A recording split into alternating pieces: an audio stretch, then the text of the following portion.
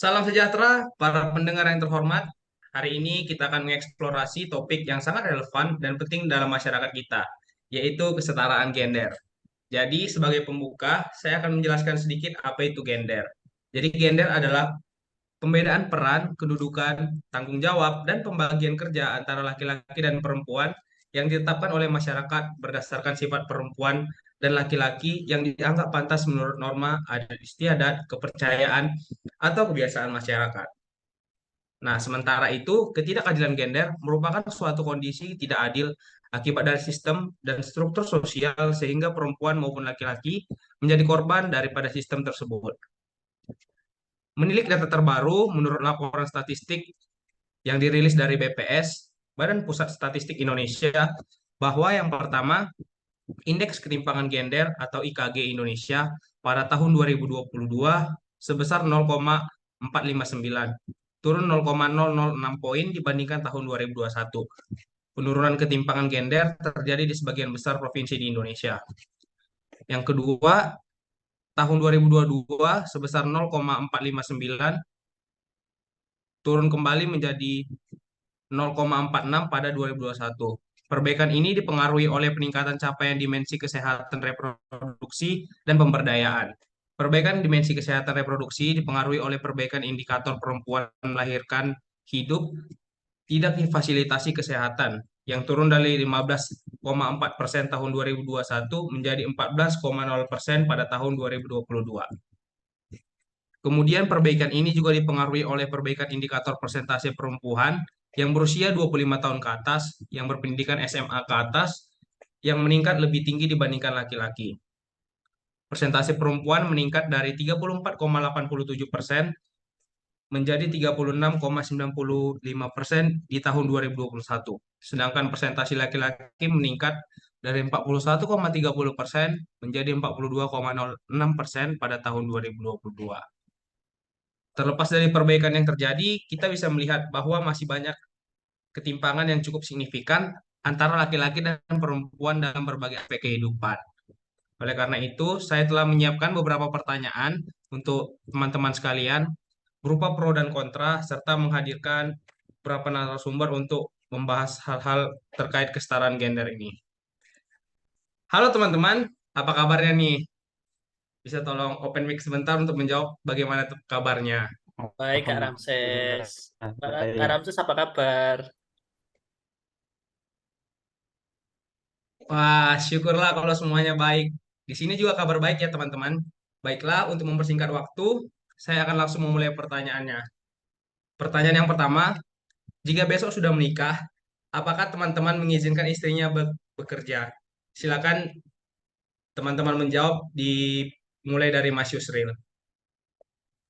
Ya, terima kasih Mas Ramses atas waktunya. Eh, Menurut saya pribadi ya, jikalau saya sudah menikah, istri saya perbolehkan bekerja asalkan tidak mengganggu kegiatan dalam mengurus anak dan rumah tangga. Mungkin itu saja Kak Ramses. Terima kasih Mas Yusril. Kalau menurut Mas Freddy nih, kira-kira bagaimana Mas? Baik, terima kasih atas kesempatannya untuk menjawab ya. Menurut saya sih sah saja jika istri saya besok ikut bekerja, asalkan urusan rumah tangga dikerjakan bersama-sama. Suami istri itu harus bekerja sama, saling bekerja sama gitu lah. Terima kasih. Oh, begitu ya. Kemudian untuk Mas Bagus mungkin bisa memberikan pendapatnya. Menurut saya, perempuan seharusnya lebih fokus pada peran sebagai seorang ibu dan istri di rumah. Seperti kata orang Jawa, yaitu 3M, mana atau memiliki anak, masak atau memasak, dan macak atau berdandan. Wah, terdapat perbedaan pendapat nih dari Mas Bagus. Kalau menurut Mas Fahril bagaimana Mas? Kalau menurut saya sendiri, ya enggak mirip tapi seperti Mas Bagus tapi sedikit berbeda. Kalau menurut saya, sebenarnya ini harus dilihat kondisinya dulu sih. Tetapi nggak menyarankan gitu kalau udah punya anak. Nanti takutnya anaknya malah nggak keurus gitu. Soalnya peran ibu itu penting banget buat anak, apalagi kalau masih di bawah umur. Itu aja sih. Oh, begitu ya. Wah, seru nih. Sejauh ini ada dua pro, dua kontra. Nah, terakhir untuk Mas Damian nih. Kira-kira kalau pendapat Mas Damian bagaimana, Mas? Baik, terima kasih Mas Ramses. Kalau dari saya sendiri, itu silakan saja ya. Karena untuk sepasang suami istri itu, misal sama-sama bekerja itu bukan suatu yang hal aneh kalau di zaman sekarang. Jadi itu lebih ke fleksibel dan pendapat saya lebih ke pro ya dan mirip dengan pendapat Mas Freddy tadi sih Mas. Kalau dari saya begitu. Oh, ya terima kasih teman-teman. Waduh, jadi bervariasi nih jawaban dari teman-temannya. Untuk pertanyaan pertama terdapat 3 pro dan 2 kontra nih teman-teman. Terima kasih. Kemudian saya akan memberikan pertanyaan yang kedua. Menurut teman-teman sekalian, bagaimana pendapat tentang bapak rumah tangga gitu? Mungkin bisa kembali dijawab melalui Mas Yusril terlebih dahulu. Ya, terima kasih Mas Ramses. Terkait bapak rumah tangga, saat ini adalah hal yang biasa ya, karena juga menuntut kesetaraan gender juga. Karena di lingkungan saya khususnya ada contoh bahwa sang ibu pendidikan hingga doktor kalau tidak salah dan menjadi guru besar di universitas daerah sini. Sedangkan yang bapak ya benar-benar mengurus rumah tangga. Jadi ya ini adalah hal yang lumrah lah di zaman sekarang. Mungkin itu sih Mas Ramses. Iya, terima kasih Mas Yusril. Kalau menurut Mas Freddy gimana ya Mas ya? Saya hampir sama sih sama Mas Yusril. Boleh-boleh aja jika laki-laki mengurus rumah tangga dan istrinya bekerja itu menurut saya boleh. Jika memang keadaan mengharuskan seperti itu mau bagaimana lagi ya. Tapi untuk saya pribadi kalau saya besok berumah tangga ya saya pengen pengennya bekerja sih gitu, ikut bekerja juga gitu. Terima Hmm. kasih. Kalau untuk Mas Fahril mungkin, Terima kasih atas waktunya. Kalau bicara boleh atau enggaknya sih, menurut saya boleh-boleh aja ya. Tapi kalau sebagai cowok kan harusnya emang udah tanggung jawabnya untuk menafkahi gitu. Jadi emang lebih baik untuk menafkahi aja gitu sih. gitu kalau dari Mas Fahril. Kalau dari Mas Najib mungkin, Baik, dari jawaban Mas Fahril hampir sama. Itu fleksibilitas dalam pembagian tugas antara suami dan istri dapat disesuaikan dengan kebutuhan dan kesepakatan bersama. Asalkan tanggung jawab utama suami terhadap nafkah dipenuhi karena suami adalah kepala rumah tangga atau sebagai pemimpin dan penafkah keluarga. Jadi pembagian tugas lainnya dapat disesuaikan sesuai keadaannya. Itu saja pendapat dari saya. Terima kasih. iya terima kasih Mas. Mungkin saya ingin mendengar pendapat dari Mas Damian, mungkin bisa memberikan pendapat lain gitu. Terima kasih Mas Ramses. Kalau menurut saya tidak setuju ya, karena saya termasuk yang old school. Jadi seorang suami itu wajib memiliki pekerjaan karena seorang laki-laki itu putranya bekerja. Jadi itu juga sebagai bentuk tanggung jawab juga dalam memenuhi kebutuhan keluarga. Tapi ini kembali lagi ke pertanyaan satu tadi, semisal perempuannya seorang istri gitu ya, mau ikut bekerja itu kan boleh-boleh aja. Jadi, tapi untuk seorang suami itu harus dan wajib bekerja. Begitu sih kalau dari saya. Terima kasih, Mas. Oke, untuk narasumber terakhir, Mas Bagus. Mungkin bisa memberikan pendapatnya, Mas. Menurut saya, menempatkan tanggung jawab penuh pada Bapak sebagai kepala rumah tangga dapat memberikan tekanan berlebih padanya untuk mengambil keputusan yang seringkali bersifat besar dan berdampak besar pada keluarga. Ini dapat menciptakan beban yang tidak adil. Oke, untuk pertanyaan yang kedua ini sepertinya terdapat 4 pro dan 2 kontra ya. Mungkin saya akan meneruskan ke pertanyaan yang ketiga, yaitu menurut teman-teman sekalian, di usia berapa perempuan harus menikah gitu. Bisa kembali dimulai menjawab dari Mas Yusril ya. Atau boleh langsung ke saya aja, gak apa-apa sih. Oh ya, silakan Mas Kalau Freddy. menurut saya, di usia berapapun perempuan harus menikah itu tidak ada batasan waktu untuk menikah. Untuk cewek, umur itu tidak menjadi masalah untuk menikah. Tidak ada aturan juga yang mengharuskan nikah itu tentang umur berapa sampai berapa gitu. Itu sih. Hmm, Mungkin lanjut Mas Fahril atau siapapun gitu. iya, silakan Mas Fahril mungkin. Oke, mungkin saya dulu ya. Saya kurang lebih sama kayak Mas Freddy sih, karena perempuan tuh nggak ada ketentuan khusus sebenarnya untuk nikah di umur berapa. Tapi memang biasanya tuh di lingkungan masyarakat ada tuntutan sosial gitu, harus nikah di umur 25 lah, masa-masa cantiknya atau gimana gitu. Tapi tetap saja itu pilihan dari cewek itu sendiri, dari wanita itu sendiri. Kalau saya, dari saya gitu aja. Iya, mungkin Mas Damian bisa memberikan pendapatnya. Baik Mas Ramses, saya setuju dengan pendapat Mas Freddy dan Mas Faril ya. Karena pada dasarnya nggak ada kewajiban untuk menikah. Apalagi kalau sekarang ini kan banyak juga yang udah eh, banyak juga yang sudah tidak punya pemikiran untuk menikah itu adalah wajib gitu loh. Jadi karena untuk menikah aja itu butuh kesiapan yang matang, apalagi dari pihak laki-laki dan perempuan. Jadi menurut saya tidak ada batasan umur dalam menikah. Dan misalnya kita menemukan orang-orang yang menikah dalam umur misalnya 50 atau 40 itu pun juga hal yang wajar sih. Itu sih Mas. Iya, terima kasih Mas Damian.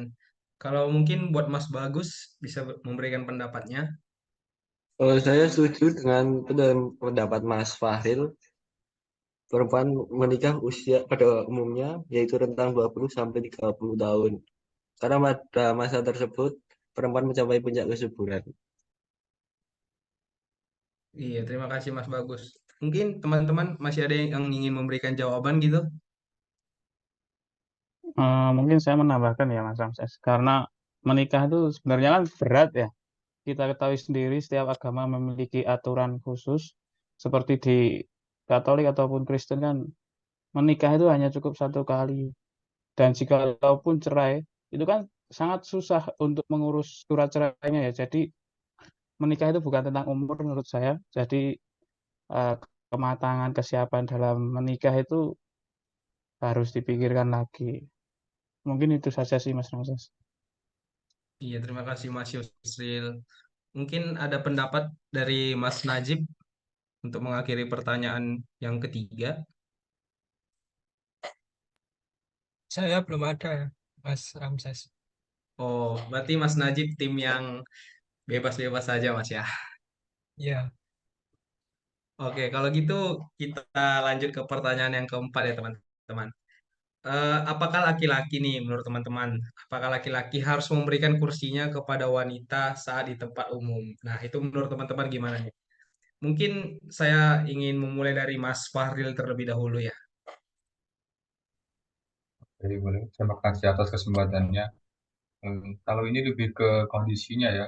Kalau si wanitanya itu emang lagi hamil, lagi menyusui atau anak-anak gitu ya boleh-boleh aja. Ya karena emang beliau itu lebih membutuhkan gitu. Tapi kalau konteksnya umum, seumuran atau beberapa tahun lebih muda dan sama-sama sehat ya, ya siapa cepat ya dapat dong. Iya gak sih? Menurut saya sih gitu aja ya. Iya, Saya setuju dengan Fahril ini. gimana tuh Mas Yusril? Silakan silakan. Ya, sependapat dengan Mas Fahril, Mas Ramses. Oh, sependapat Mas ya. Mungkin dari Mas Freddy ada pendapat lain? Hampir sama sih yang diperhatikan itu bukan gender seharusnya, tapi kondisi seorang seperti apa. Seperti seperti kata Mas Farel itu ibu hamil. Terus tambahan lagi disabilitas dan orang yang lagi sakit itu harus diberikan tempat duduk seharusnya. Terlepas mereka pria atau wanita, kecuali ibu hamil ya. Emang dia wanita gitu. Harus dikasih tempat duduk. Iya, terima kasih Mas Freddy. Mungkin dari Mas Damian? Ya sama-sama sama. sesuai dengan pendapat mereka bertiga, yang intinya adalah kalau sekarang kita kan udah kenal dengan kesetaraan gender, jadi seharusnya bukan suatu masalah yang besar sih. Yang intinya tergantung sikon aja. Kalau ada ibu hamil ya udah kasih ke ibu hamil. Kalau enggak ya buat saya. Itu Mas. Oh, oke teman-teman. Terima kasih atas semua jawabannya. Nah, kita kan bahas nih tentang kesetaraan gender. Jadi untuk pertanyaan terakhir, untuk menutup perbincangan kita hari ini, saya ingin menanya nih, menurut teman-teman pribadi, apa sih itu kesetaraan gender gitu? Silakan teman-teman memberikan jawaban versinya masing-masing gitu. Mungkin bisa dimulai dari Mas Damian. Baik Mas, kesetaraan gender. Kalau menurut saya kesetaraan gender itu kesamaan perlakuan dalam hal tertentu, bisa apa aja, terhadap seseorang yang tidak mempedulikan jenis kelaminnya. Jadi siapapun itu, baik perempuan, baik laki-laki, itu berhak menjadi apapun dan melakukan apapun. Kalau kalau sebelum kita apa ya dapat em, semacam bukan promosi apa ya, ya intinya tentang kesetaraan gender ini kan sebelumnya mungkin laki-laki punya andil sendiri, perempuan punya andil sendiri. Nah, dengan kesetaraan gender ini kita disamakan gitu dalam berbagai hal di sektor mana aja. Mungkin menurut saya gitu sih.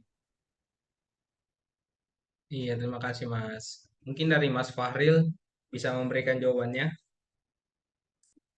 Ya, kurang lebih sama sama Mas Damian tadi itu. Menurut saya sih sederhananya kesetaraan gender itu kebebasan berekspresi tanpa batasan gender gitu. Ya, itu aja dari saya. Iya, terima kasih Mas Fahril. Mungkin dari Mas Yusril. Menurut saya kesetaraan gender itu pembagian peran yang dikonstruksi secara sosial. Mungkin itu saja ya. Terima kasih Mas Yusril. Mungkin dari Mas Najib ada pendapat. Bahkan dari semua itu ya hampir sama sih saya. Dari saya sendiri kesetaraan gender prinsip bagaimana menciptakan lingkungan yang di mana setiap individu memiliki kebebasan untuk mengejar impian dan potensinya tanpa ada pembahasan atau penilaian berdasarkan gender. Itu saja pendapat tambahan dari saya. Iya, terima kasih tambahannya Mas Najib. Mungkin teman-teman masih ada yang ingin menambahkan menurut teman-teman pribadi nih, apa itu kesetaraan gender?